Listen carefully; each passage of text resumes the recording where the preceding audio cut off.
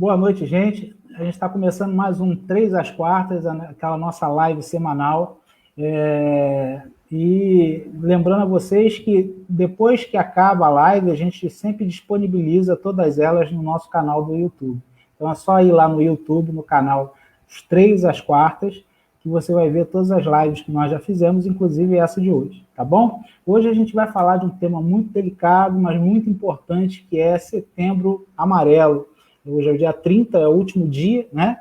Então hoje a gente vai aproveitar para falar e discorrer um pouquinho sobre esse assunto.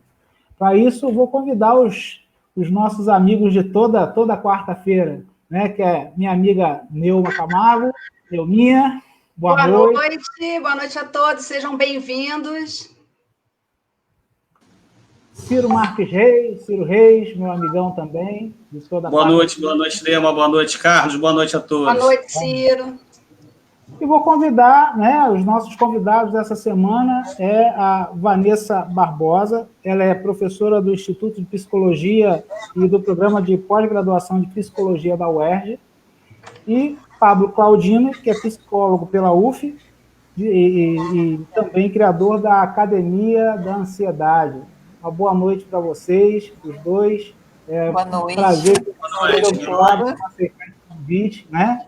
E aí, gente, é um tema muito delicado. Eu vou fazer o seguinte questionamento para vocês, que é uma coisa que é uma dúvida recorrente das pessoas.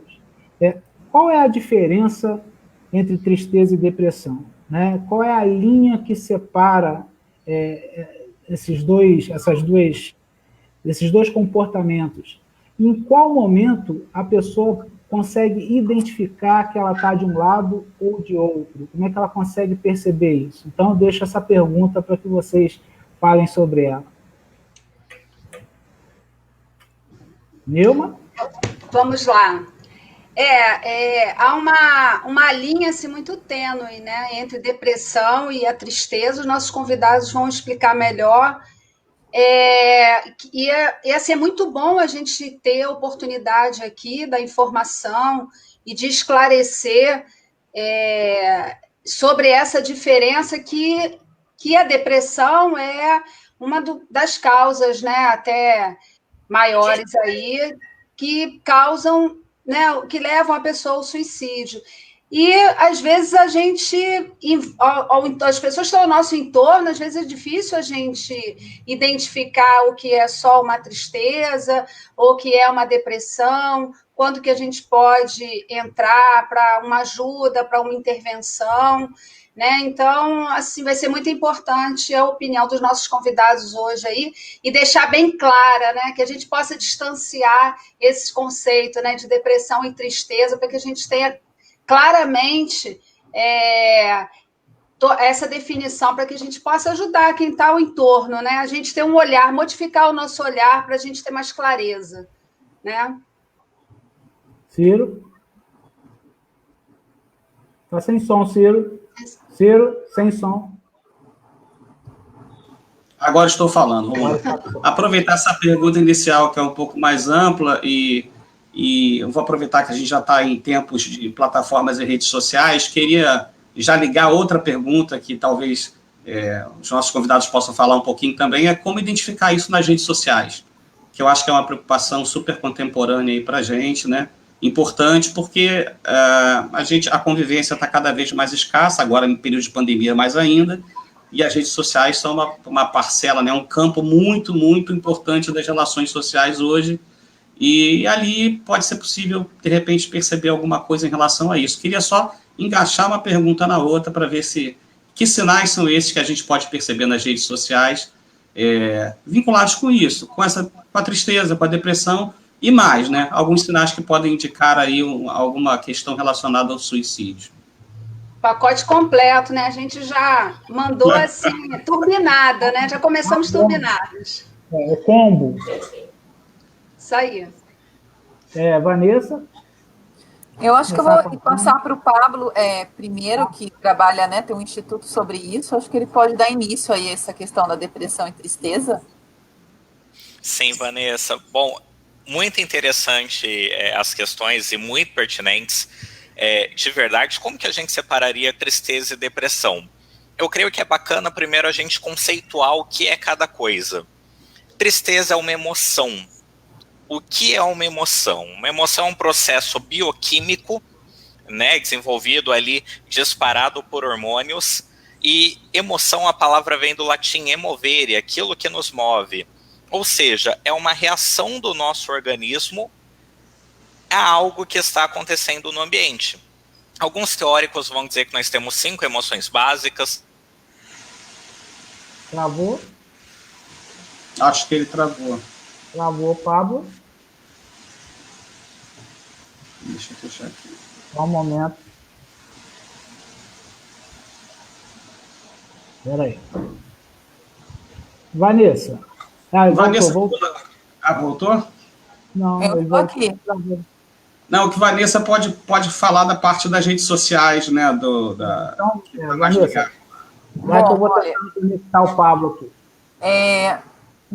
Meu trabalho, né, ele tem como foco os adolescentes e jovens adultos, e um trabalho feito em escolas antes da pandemia. Nós atuávamos assim, presencialmente, discutindo, às vezes, em rodas de conversa, com oficinas com os adolescentes, sobre o uso das internets, ou por meio da internet, né, esses comportamentos de bullying, cyberbullying, né? Pablo? Oi, gente, perdão. Vou passar para ele dar sequência, depois eu retomo, não tem problema. O dia inteiro atendendo a internet não caiu uma vez. Bom, aqueles problemas das redes sociais que o Ciro estava falando, né? Só recapitulando. Você parou nas 5 emoções, né? Que alguns teóricos definem 5 emoções, né? Vamos colocar mais, outros menos, mas vamos resumir em 5, que eu acho que fica muito claro. Nós temos a tristeza, que significa algo está errado na nossa vida, algo não está legal, a gente fica triste. Nós temos a alegria, que é o contrário da tristeza, isso aí tá bem, continua fazendo o que eu tô gostando. Nós temos a raiva é a sensação de injustiça. Toda vez que eu me sinto injustiçado, alguém que eu conheço, que eu amo, está sendo injustiçado, eu tenho raiva. Nós temos o nojo, que é isso me faz mal, e a gente pode ter nojo de um inseto, de uma alimentação, até mesmo de uma pessoa, se ela estiver mal a ponto de te dar nojo. E nós temos o medo é a nossa principal emoção, porque ela é o que nos garante a vida. E hoje nós vivemos um período da banalização da ode à alegria a qualquer custo, né? E isso é incompatível com quem nós somos, porque nós precisamos. Inteligência emocional é você saber que hora utilizar cada emoção. E existe um momento que eu preciso estar triste e vivenciar minha tristeza, porque algo saiu do lugar. Então, você está vivendo um momento difícil na sua vida, é comum você se sentir triste. E quanto mais você querer combater essa tristeza a qualquer custo, negar que você está sentindo isso, mais você vai se afundar. O que é a depressão? A depressão é uma doença, né, um transtorno onde 2 dos nossos hormônios do bem-estar, dopamina e serotonina, tem uma queda. Isso acontece por N motivos: genética, alimentação, excesso de notícia ruim, estresse, ansiedade, enfim, N motivos podem levar alguém a desenvolver depressão, e nunca é um motivo só, é um combo, e a pessoa entra numa doença.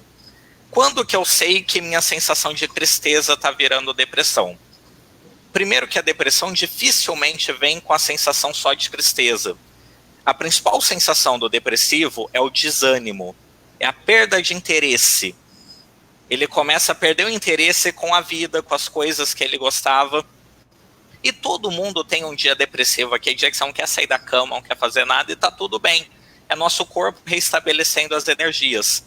Mas se você percebe que isso tá ficando ali por 10, 15, 20 dias, sinal amarelo, e é hora de buscar ajuda. Eu creio que essa é a grande diferença, né? Não sei se a Vanessa tem algo a acrescentar, falar sobre isso. Pensando, né, assim, se a gente tiver aqui, quem estiver nos ouvindo, pais, né, familiares que têm filhos adolescentes, né, que estão em casa, a gente está vivendo um momento onde a gente, durante vários dias, a gente tem desânimo, não é, Pablo? Sim. Isso é comum. Então, nesse momento, a gente tem se sentido muitos dias tristes com mais frequência. E aí eu penso que, como o Pablo falou, é olhar para esses sinais esses sinais de irritabilidade, de desânimo, assim, eu não estou conseguindo levantar da cama nenhum dia, tudo, assim, as minhas funções, o que eu tinha que fazer está sendo muito prejudicado. Eu acho que a pessoa tem que procurar ajuda. Acho que, às vezes, até mais importante saber se eu tenho ou não, tristeza ou depressão, porque para a pessoa que não é um especialista, é difícil isso. E a pessoa vai lá e busca alguma coisa na internet para saber o que eu tenho, né? Se autodiagnosticar. Mas eu acho que o caminho, né, para as famílias é se atentar para quem está do lado, observar essas mudanças bruscas de comportamento nos filhos, nos seus próprios comportamentos, e buscar uma ajuda, buscar alguém, um profissional, né? Acho que a gente tem que valorizar nesse Setembro Amarelo os profissionais competentes que a gente tem, os psicólogos, os psiquiatras, enfim, que hoje estão oferecendo serviços online, que podem nos ajudar a encontrar um caminho e conversar com a gente, enfim, né? Então, se a gente percebe que a nossa vida ela começou a ficar muito difícil e o que a gente tem que fazer não está funcionando, é a hora de buscar ajuda, né? E eu acho que o mês do Setembro Amarelo, ele tem essa importância de amarelo, de acender um sinal de alerta para a gente se observar e dizer, eu acho que o que eu estou vivendo não é bom, tá demais, eu acho que não é normal isso, eu preciso de fato buscar ajuda. Então, nesse aspecto, eu penso que todas as campanhas de Setembro Amarelo são válidas para sensibilizar as pessoas para esse autocuidado e para o cuidado para quem está próximo a gente, né, os nossos familiares.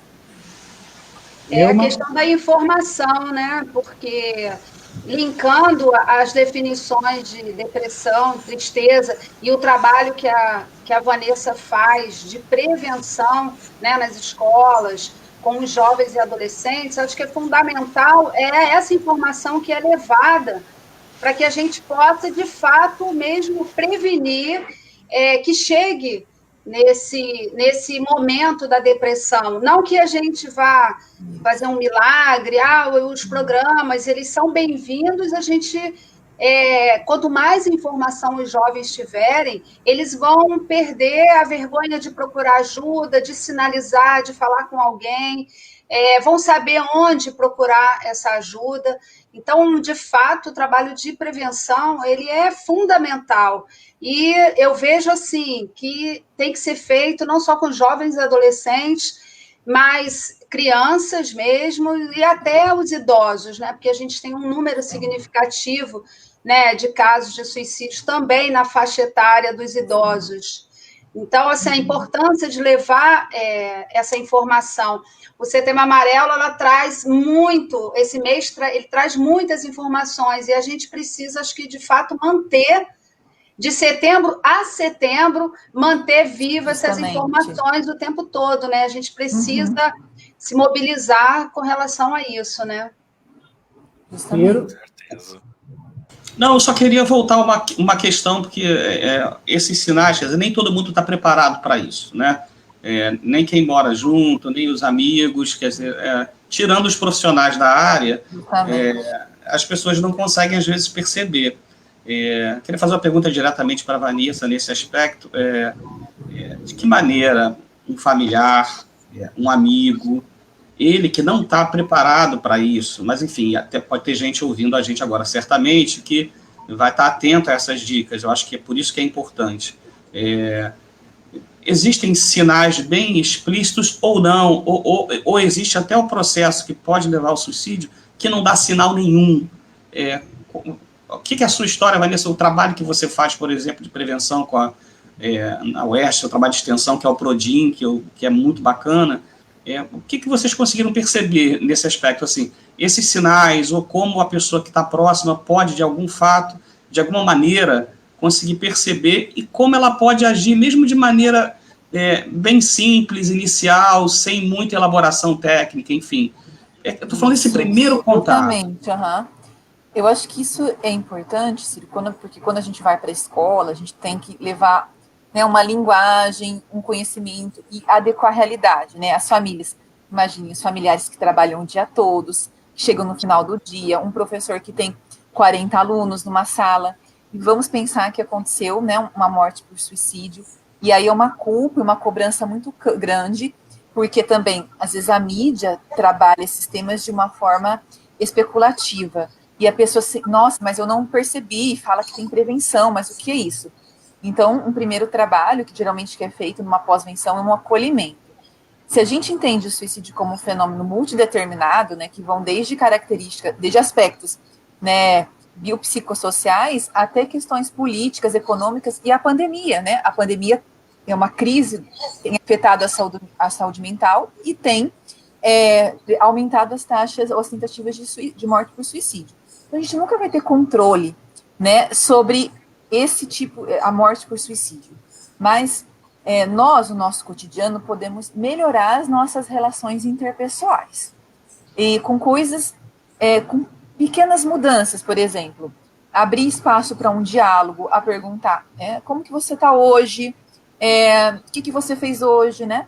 O professor, ele pode estabelecer alguns contatos, né, uma conversa, abrir espaço para um diálogo, os próprios colegas, né, os amigos entre si, na família. E com relação aos sinais, eu acho que é perceber uma mudança muito grande no comportamento da pessoa. Então, assim, ela deixa de fazer o que ela gosta, ela fica muito irritada, com muito tédio. É claro que para isso a gente tem que estar um pouco com o olhar atento. Então, no nosso trabalho de prevenção, o que a gente procura desenvolver nas oficinas é trabalhar esse olhar e essa escuta atenta. E aí tem um outro aspecto, Ciro. Ninguém aqui, muitas das pessoas não sabem como lidar quando uma pessoa vira, olha, um aluno, né, um filho fala, eu penso em me matar, eu não aguento mais minha vida.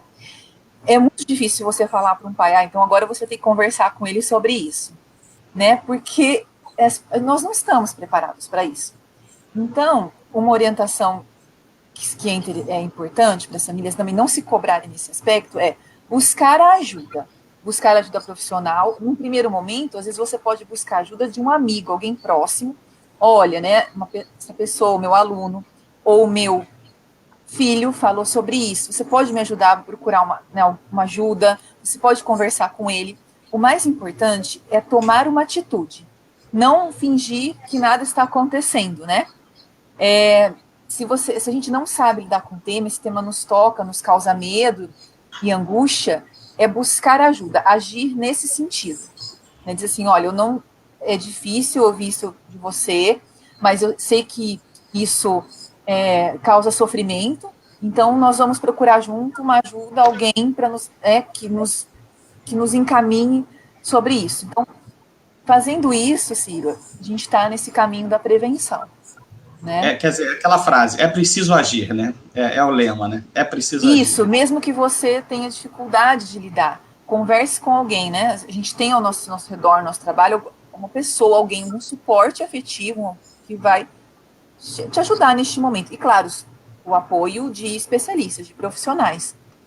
Não sei se o Pablo quer comentar também, eu sei que ele também tem trabalho com os jovens, né, e adolescentes. Neuma.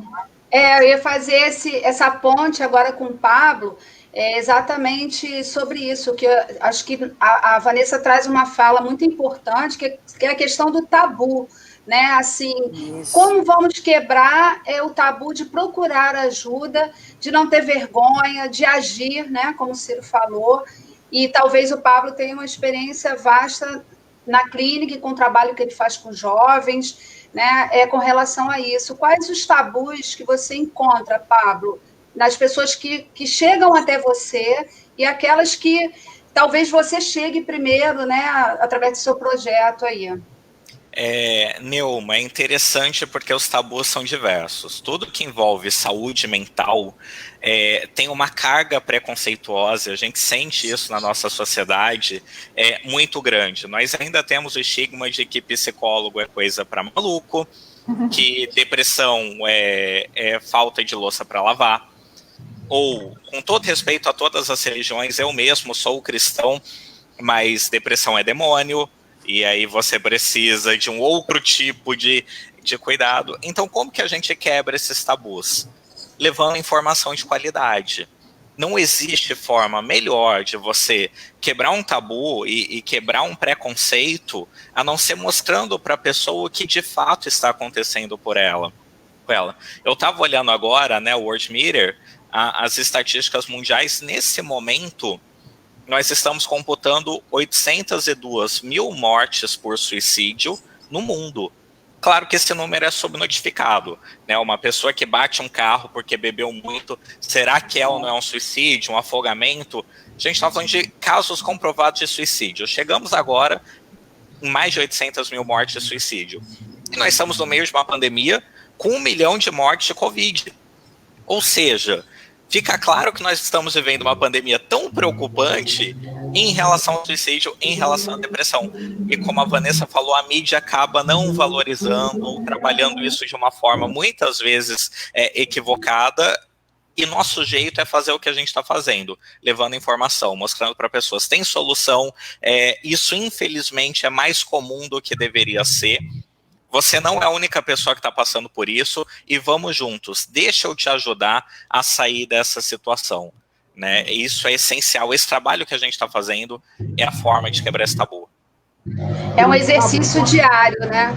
Ele tem que ser diário, né? Você estando na sua clínica, você estando na sua família, você estando no seu grupo de amigos, acho que é esse olhar que ele vai se refinando e passa muito pelo autoconhecimento, né, Vanessa? Esse trabalho que você faz de trabalhar a relação interpessoal, investimento no autoconhecimento, que assim, eu vejo que precisa ser uma regra para todos, que vai afinando até essa sensibilidade para eu poder ajudar quem está do meu lado, para eu ter um olhar diferente.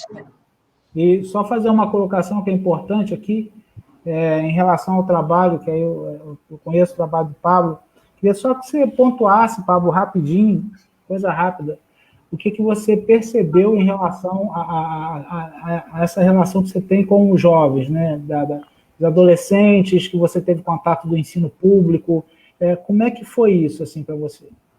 Eu tive contato, né, tanto no ensino público quanto no ensino privado, vários projetos desde a época de faculdade, continuam alguns até hoje.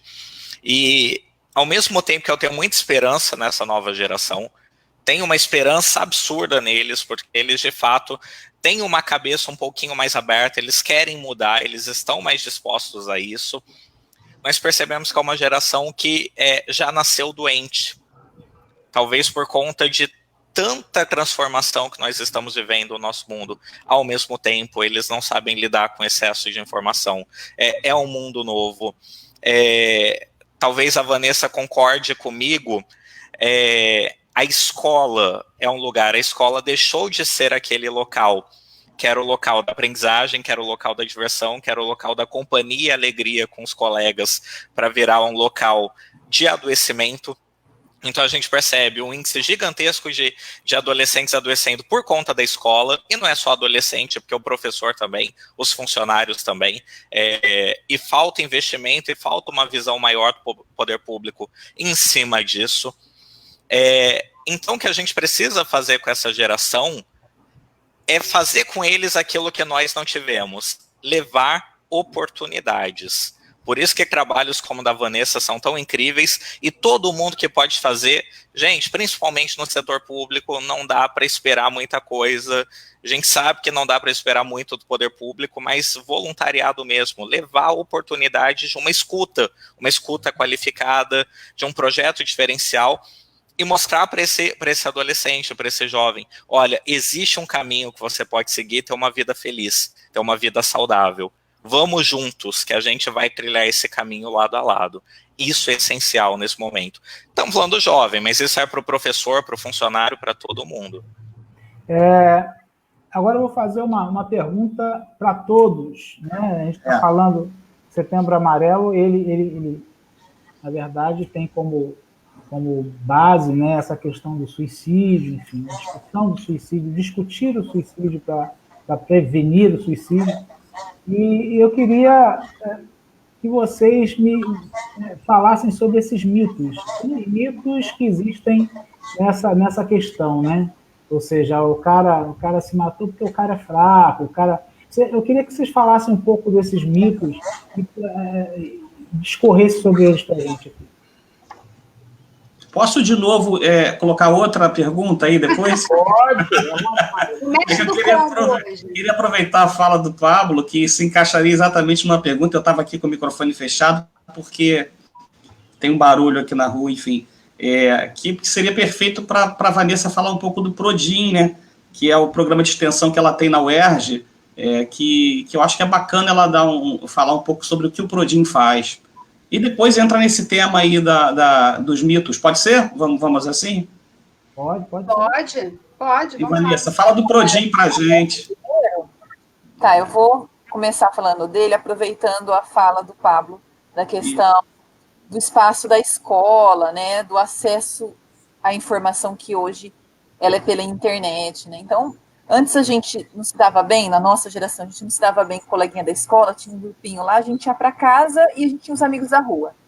Hoje isso nos persegue porque você tem, né, essas perseguições pela internet. Então, a sociabilidade dos jovens hoje é diferente da nossa época, né? Eles são os nativos digitais. E a necessidade que eles têm de uma identificação, de receber like, de pessoas que eles às vezes nem têm contato, né? Antes a gente queria ser reconhecido pelo nosso grupo. Hoje eles têm necessidade de receber like, às vezes, de 1.000, 3.000 pessoas que eles nem conhecem. E aí uma pressão sobre um tipo de corpo, um estilo de vida, que é como o Pablo comentou, né? Essa, às vezes, fica enaltecendo uma alegria, uma felicidade que não existe.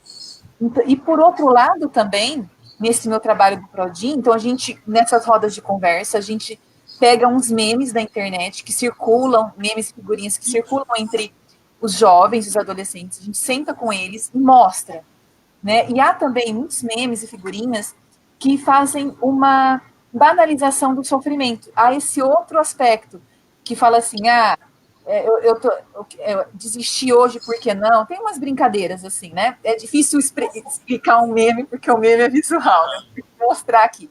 Mas há memes que banalizam o sofrimento. Há uns que, né, valorizam demais uma felicidade, então a gente mostra isso para eles, e a partir disso vai discutindo e levando essa informação correta, né?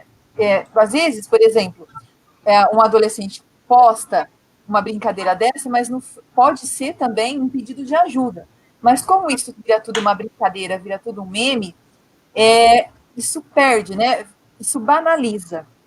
Então a gente retoma essa discussão, porque o excesso de informação é muito grande, né? E a internet, ela não é regulada, ela é aberta. Se acontece algum crime, algo, aí você tem uma denúncia, aquilo é retirado. Mas, a princípio, ela é aberta. Então, a gente precisa, os educadores, né, os pais, na verdade, estabelecer um diálogo com os adolescentes, com os jovens, e orientar no uso, né? Porque a gente não vai estar ali, por exemplo, vigiando, eles sabem muito mais do que a gente, muito mais do que eu, né? Então, eles precisam ter uma criticidade, construindo uma reflexão crítica sobre essas práticas. E isso é por meio do diálogo, né? Dessa informação que a gente vai construindo junto. Isso é certo, porque não é certo, né, tirar sarro do coleguinha, do sofrimento, quer dizer, vai fazendo ponte com as outras coisas que a gente vai conversando. Vai quebrando esses tabus e esses mitos. Então, assim, indo para a segunda pergunta, né? Trabalhar cada um desses mitos nos espaços, né? Também é importante e perguntar se as pessoas, o que você acha disso? É mito, não é? Por que é? Né? Penso que o caminho é abrir espaço do diálogo para a gente ouvir o que as pessoas pensam sobre isso e tentar produzir reflexões para fazer, pelo menos, levar um questionamento, né? Pensar se a gente quer uma mudança, uma reflexão, a gente tem que também abrir um pouco para ouvir o que o outro pensa, né? Pablo? Com essa dos a gente pode entrar.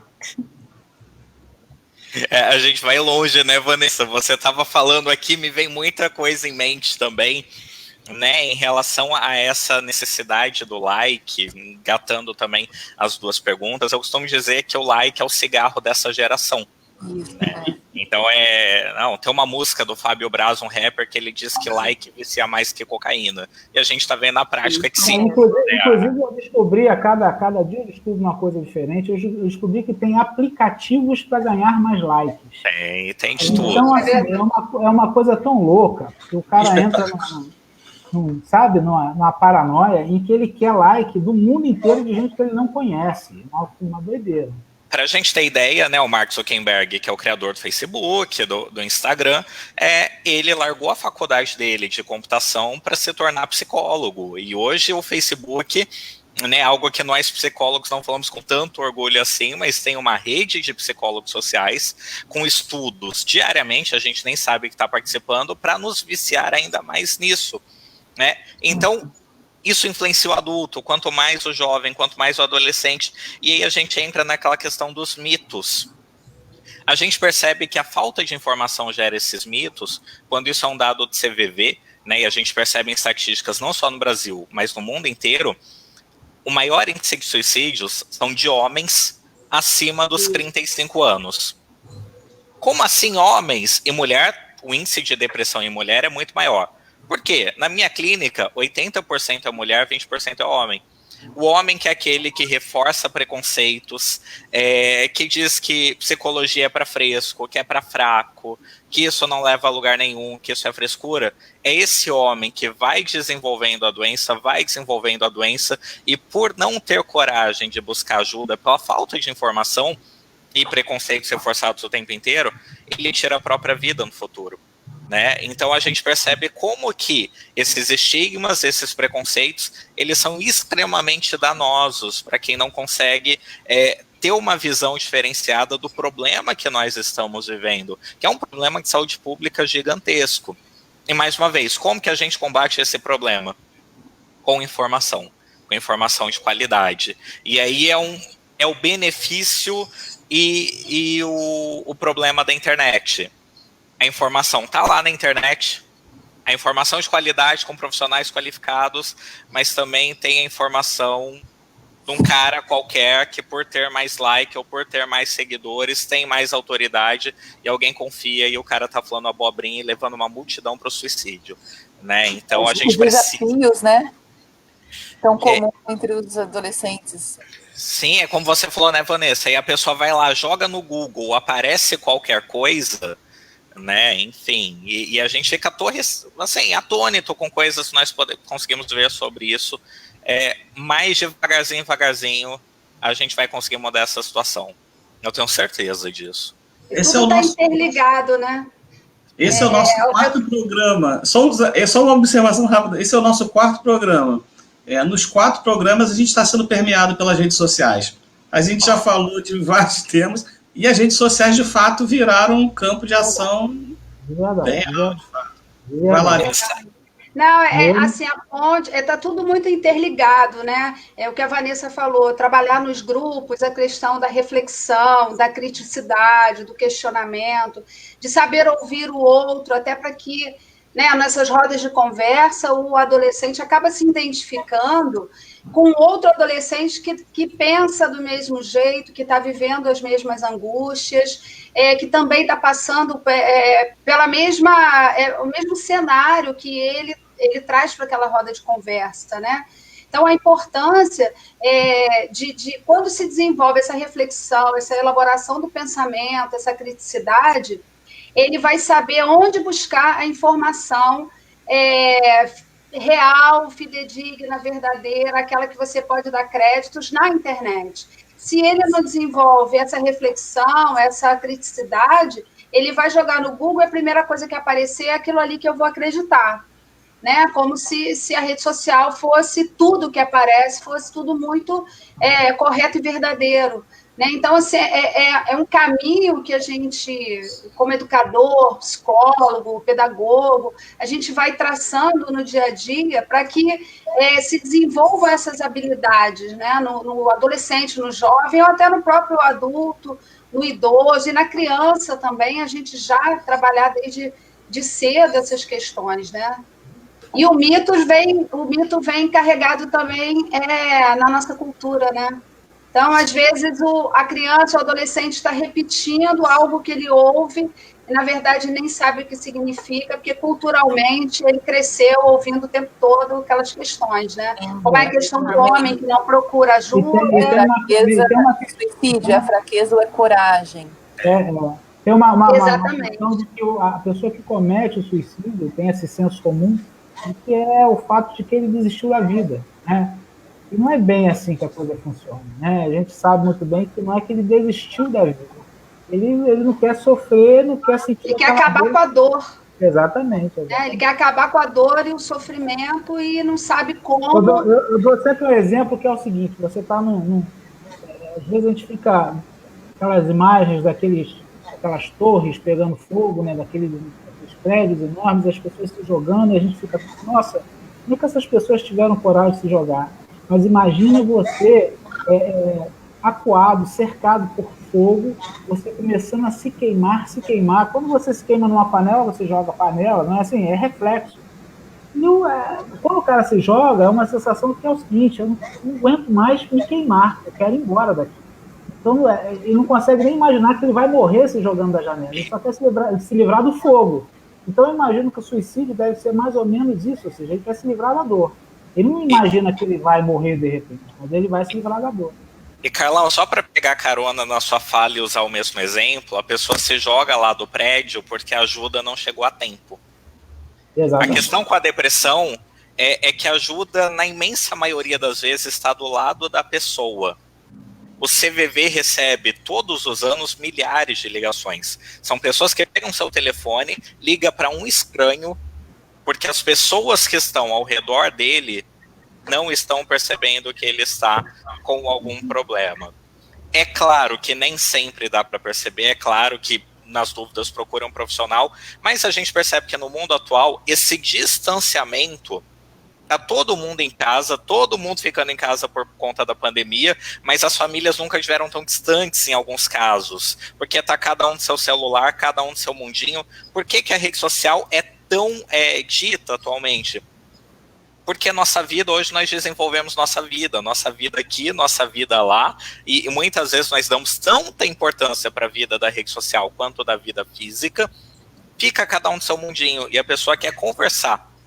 E nós estamos tão presos nos nossos pequenos afazeres, nos nossos pequenos probleminhas, que nós não ligamos para um amigo e perguntamos como ele está. Que nós nos damos conta que alguém está irritado e fala, não estou com cabeça para pensar nisso não. É algo que a gente precisa refletir sobre isso. Você se satisfaz dando um like, né? Você vai lá e dá um like e já falou com ele. Exatamente. Manda um meme. Ciro. Uma figurinha, exatamente. A importância, o Pablo citou o CVV, e assim, muito importante porque já tem 58 anos, né, o CVV no Brasil.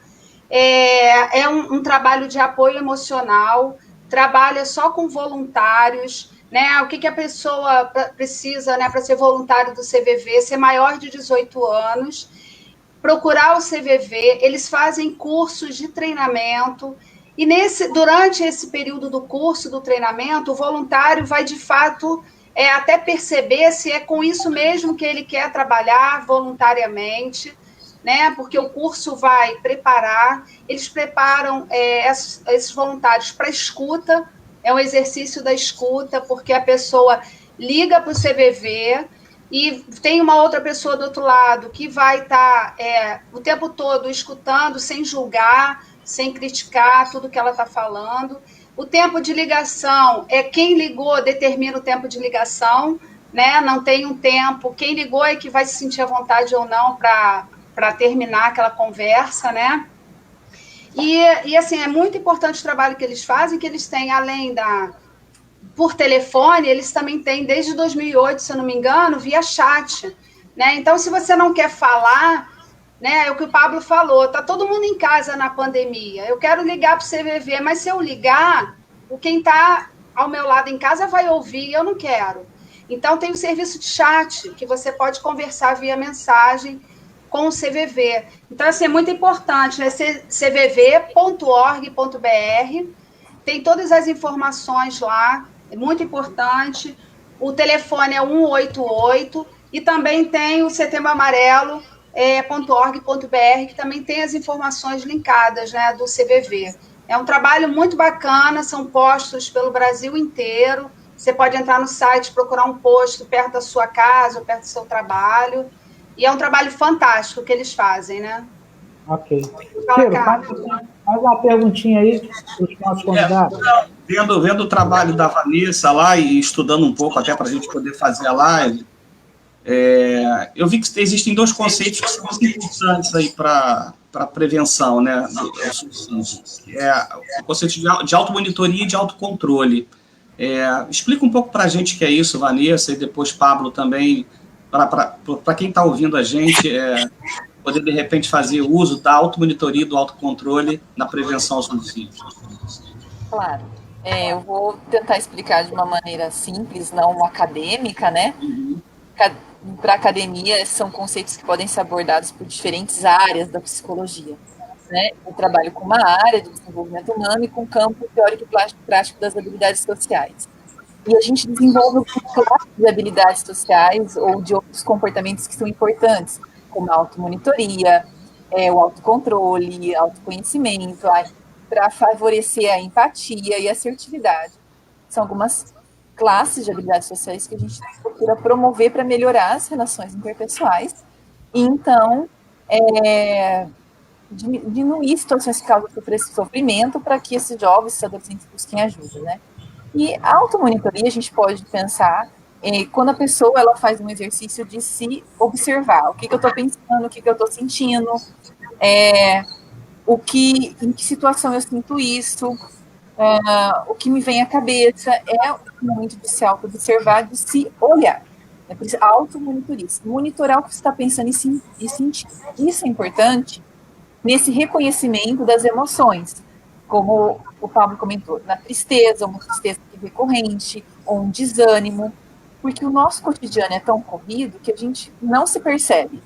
E se a gente não se percebe, a gente não consegue entender o que nos está angustiando e afligindo. Então, a gente não consegue, inclusive, às vezes, ter um mínimo de autocontrole, né? Claro que é difícil isso, de entender assim, olha, se eu me observo, se eu sei o que causa isso, causa aquilo, eu consigo identificar situações que me deixam, às vezes, muito irritada, muito angustiada, e consigo expressar isso para as pessoas do meu lado. Então, por isso que a gente fala aqui, se conhecer, se observar, favorece esse autocontrole e vai contribuir para um autoconhecimento.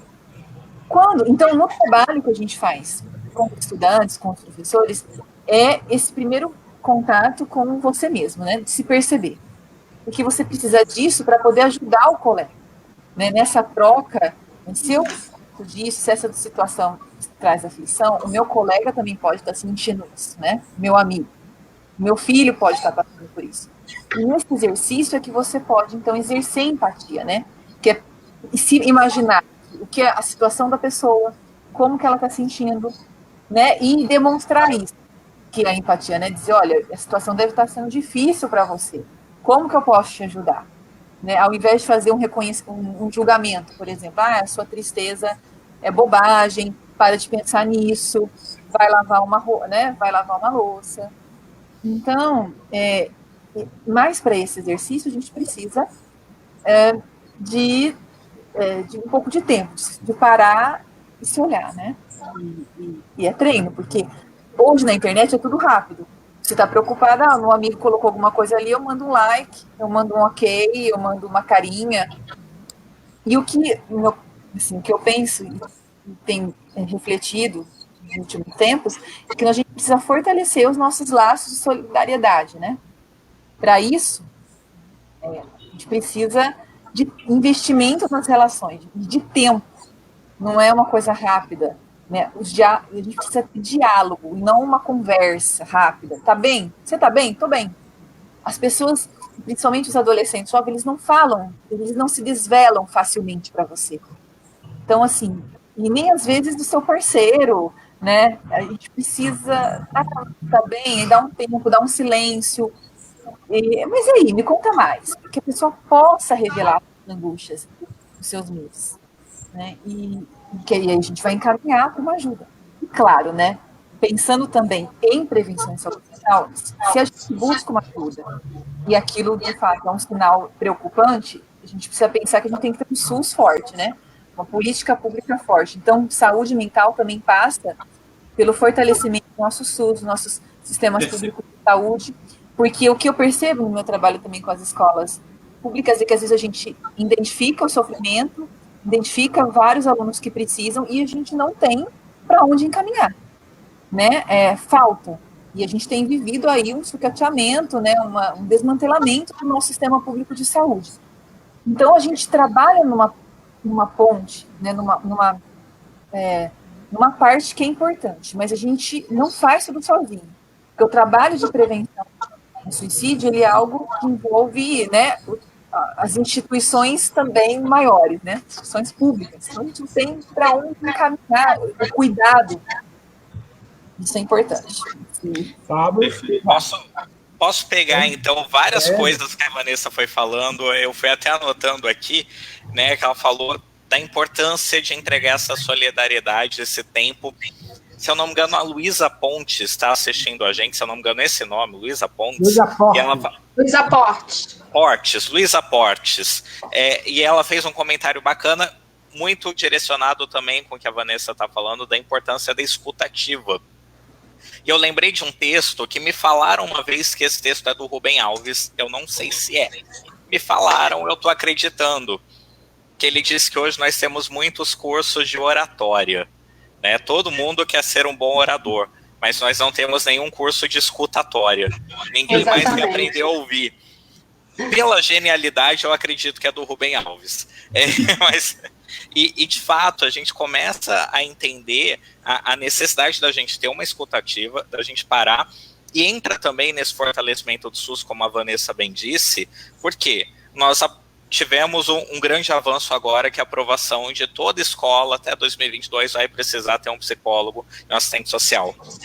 Aqui em Rio das Ostras nós tivemos por um tempo uma equipe multidisciplinar que ainda era muito pequena, era um projeto embrionário, mas que ia até as escolas e fazia essa escuta ativa da demanda. Maravilhoso. Ok, agora vamos partir para a prática. Quem vai cuidar dessa demanda? Não tem. Vamos fazer o levanta, a burocracia impede. Então é muito importante você que se preocupa com saúde mental, se preocupar também com a saúde pública. Muita gente me questiona, Pablo, terapia é algo caro.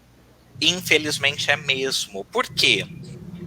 Ou a pessoa depende da saúde pública, ou a pessoa, como qualquer outro médico, ela vai procurar o plano dela, né? Muitas pessoas têm planos e tudo mais.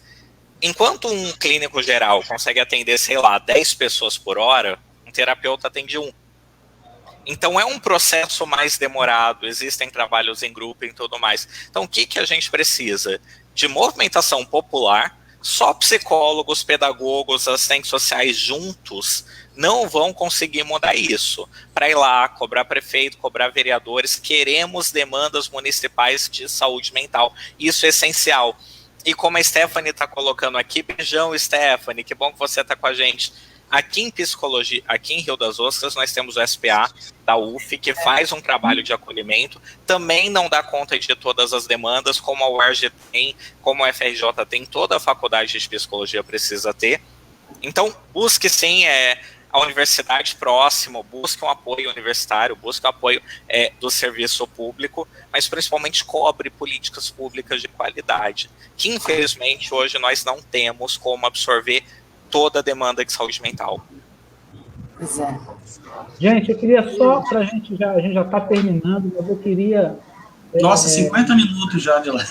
Eu queria que vocês identificassem para mim, o Pablo e a Vanessa, se existe uma faixa etária onde existe uma incidência maior da questão do suicídio, ou se isso não é uma realidade, ou seja, se isso está diluído em todas as faixas etárias.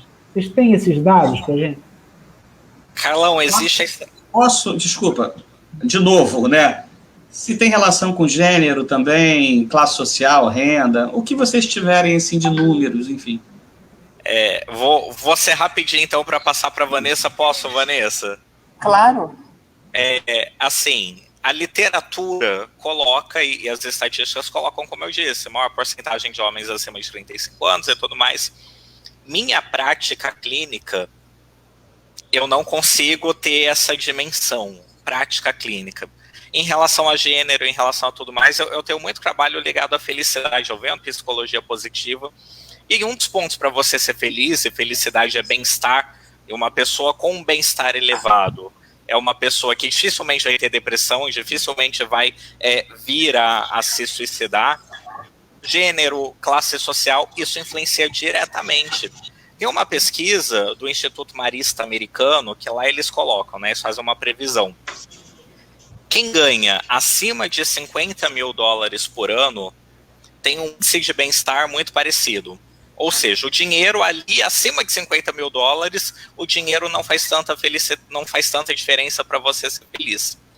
Quem ganha abaixo disso é uma discrepância o índice de saúde mental dessas pessoas. Por quê? Vamos voltar lá para a pirâmide de Maslow. A pessoa não tem um básico das necessidades. Aqui em Rio das Ostras, eu não sei se cai água amanhã em casa. Mas graças a Deus eu tenho dinheiro para comprar um caminhão-pipa. E quem não tem? Né? A pessoa não sabe se vai ter para comer amanhã, né? Exatamente. E aí o cuidado da saúde mental dela é a última coisa que ela vai se preocupar, porque primeiro ela quer saber, eu tenho R$40 para pagar um saco de arroz? Influencia direta mulheres, a população LGBTQ+. Poxa, eu não sei se eu vou sair na rua, vou ser estuprada, né? Depressão tem muito a ver com medo, ansiedade.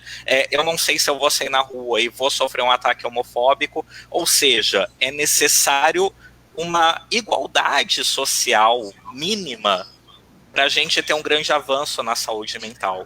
Se a sociedade tiver esse caos como está, a gente vai remar com muito mais força para conseguir subir alguns lugarzinhos aí. Não sei o que a Vanessa pensa sobre isso, mas...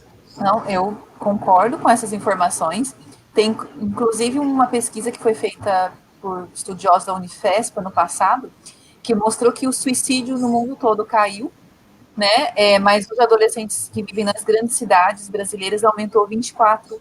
Está relacionado, por exemplo, à falta de políticas públicas, a um acesso de informações que não são adequadas na internet, né? E contribuindo também com isso, né? O suicídio ele pode, claro, afetar qualquer pessoa, mas existem aí as investigações que vão mostrar que são mais vulneráveis à morte, pessoas com baixa escolaridade, idosos, população indígena e adolescentes e jovens negros, né? Porque são impactados por fatores também sociais, né, que vão atingir o bem-estar, essa saúde mental entendida como, né, algo complexo, que envolve, né, tanto as necessidades básicas, mas também como acesso a lazer, segurança.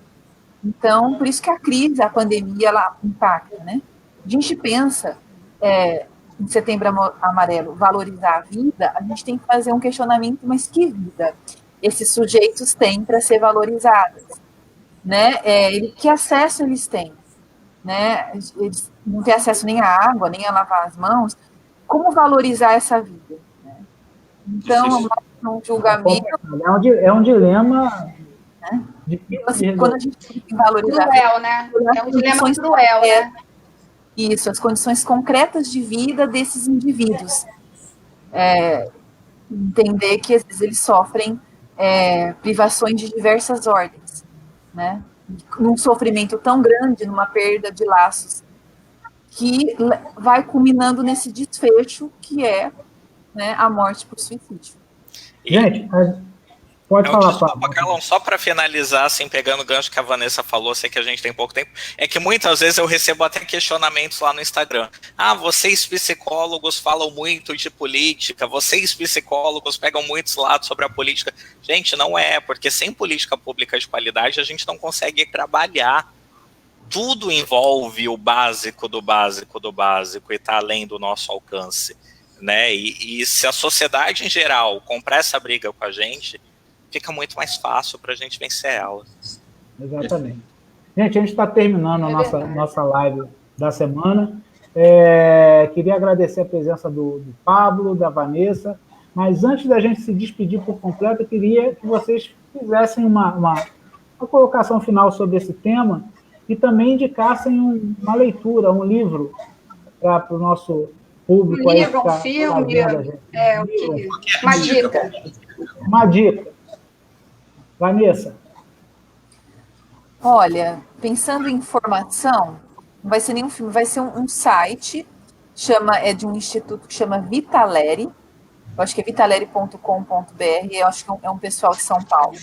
Nessa página, né, tem Facebook, tem também um site, eles têm vários materiais direcionados a profissionais da saúde, a pais, a adolescentes, com cartilhas, com uma linguagem muito interessante, onde buscar informação, como falar sobre suicídio. Eles têm, assim, materiais que falam mitos do suicídio. Eu gosto muito dessa página, desse site, porque já está ali, já está pronto, foi um material muito bem feito e que orienta as pessoas comuns, né? Um primeiro contato. Eu recomendo. E, claro, também faço aí o convite a acessar minha página, né, o meu perfil no Instagram, a minha página no Facebook, principalmente se você for adolescente ou jovem, a gente produz com uma frequência, material, instrução, orienta atendimentos psicológicos gratuitos, a gente busca fazer parcerias, né, para ajudar a lidar com essa demanda. Ótimo. Fala para a gente, Vanessa, qual é o endereço? www. Eu vou escrever Vitaleri, eu vou escrever aqui no chat. Não, o seu endereço. Ah, tá. E das suas redes sociais? Da sua rede social. Deixa eu olhar, que eu não sou uma jovem. A gente visitou essa página.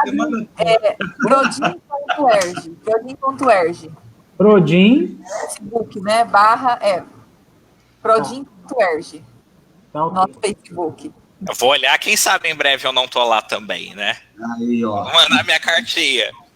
Bom, gente, eu vou recomendar um livro que é uma leitura deliciosa, muito simples de se ler, que explica muito o que é felicidade, saúde emocional, que é o jeito Harvard de ser feliz, que é o Shaw Ashore. Ele é um americano, ele é um psicólogo de Harvard, e trabalha com os alunos de lá, e ele fez uma pesquisa sobre felicidade na juventude, que é aplicada para toda a nossa vida. É um livro delicioso, a gente começa a entender como que a gente pode verdadeiramente viver esse bem-estar, apesar das dificuldades, atitudes simples que podem nos levar a ter uma vida mais digna, mais honesta, mais feliz e mais alegre. E também vou deixar aqui minha página no Instagram, que é o @PSI, de psicólogo, Pablo Claudino. Lá praticamente todo dia também tem conteúdo bacana, principalmente para ansiosos. Eu dedico bastante tempo para trabalhar dessa galera aí. Eu não sou ansioso, então não preciso. Nem um pouco. Só que não. Quem conhece finge. Só que não. Deixa ele. Meu Marceiro. Eu deixo sempre a Neuminha encerrar. Deixa a Neuminha encerrar. Neuminha, que também é a nossa psicóloga de formação, por aqui. A minha de plantão do 3 às 4. A minha dica é reforçar, eu já tinha guardado aqui, o telefone do CVV, né, do Centro de Valorização da Vida, que é 188.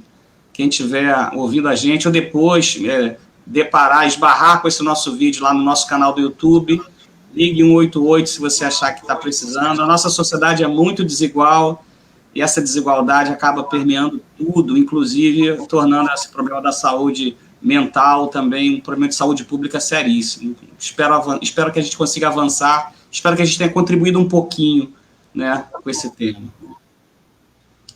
Isso aí.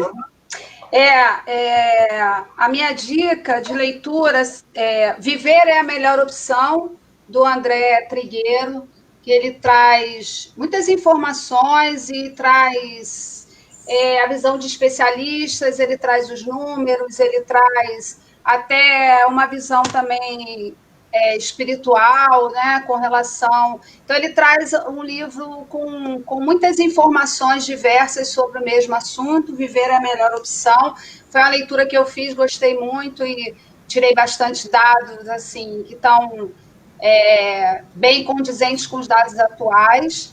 E um pensamento que eu vou tirar aqui do livro dele: o silêncio em torno do assunto alimenta a passividade. quando o momento deveria ser de ação. Então, fica a dica do nosso 3 às quartas aí. Pablo, só para E terminar... agradecer aos nossos convidados. A Luísa Porte pediu só para você repetir o nome do livro. O Jeito Harvard de Ser Feliz, do Shal Ashore. Tá ok. Jeito Harvard de Ser Feliz. Tá ok. Gente, uma boa noite para todos. Obrigado. Obrigado, Vanessa. Obrigado, Pablo. Obrigada, Vanessa. Obrigado, Pablo. Obrigada aos nossos espectadores aí. Na próxima semana a gente vai falar sobre a questão ambiental. Não percam, não é isso? E lembrando a vocês que todas essas lives elas vão ficar lá disponibilizadas no nosso canal do YouTube. Um abração para vocês, um beijão. Um abraço. Uma boa Sucesso semana. Com as lives. Obrigado. Um abraço. Obrigado, pessoal. Boa noite. Boa noite.